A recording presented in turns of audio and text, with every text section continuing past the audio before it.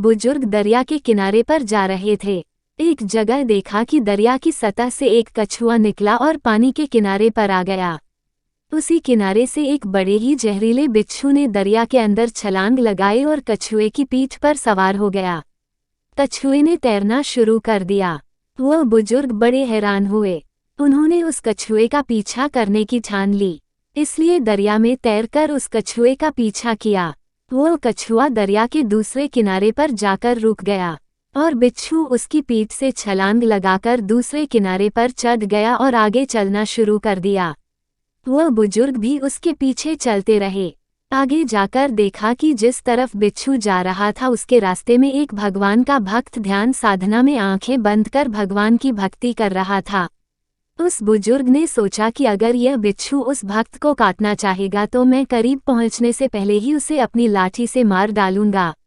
लेकिन वो कुछ कदम आगे बढ़े ही थे कि उन्होंने देखा दूसरी तरफ से एक काला जहरीला सांप तेजी से उस भक्त को डसने के लिए आगे बढ़ रहा था। इतने में बिच्छू भी वहां पहुंच गया। उस बिच्छू ने उसी समय सांप डंक के ऊपर डंक मार दिया, जिसकी वजह से बिच्छू का जहर सांप के जिस्म में दाखिल हो गया और वह सांप वहीं अचेत होकर गिर पड़ा था। इसके बाद वो बिच्छू अपने रास्ते पर वापस चला गया।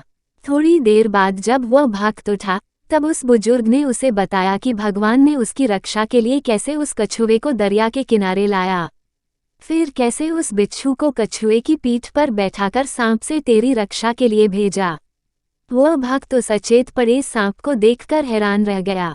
उसकी आंखों से आंसू निकल आए और वह आंखें बंद कर प्रभु को याद कर उनका धन्यवाद करने लगा। तभी प्रभु ने अपने उस भक्त से कहा, जब वो बुजुर्ग जो तुम्हें जानता तक नहीं, वो तुम्हारी जान बचाने के लिए लाठी उठा सकता है, और फिर तू तो मेरी भक्ति में लगा हुआ था, तो फिर तुझे बचाने के लिए मेरी लाठी तो हमेशा से ही तैयार रहती है।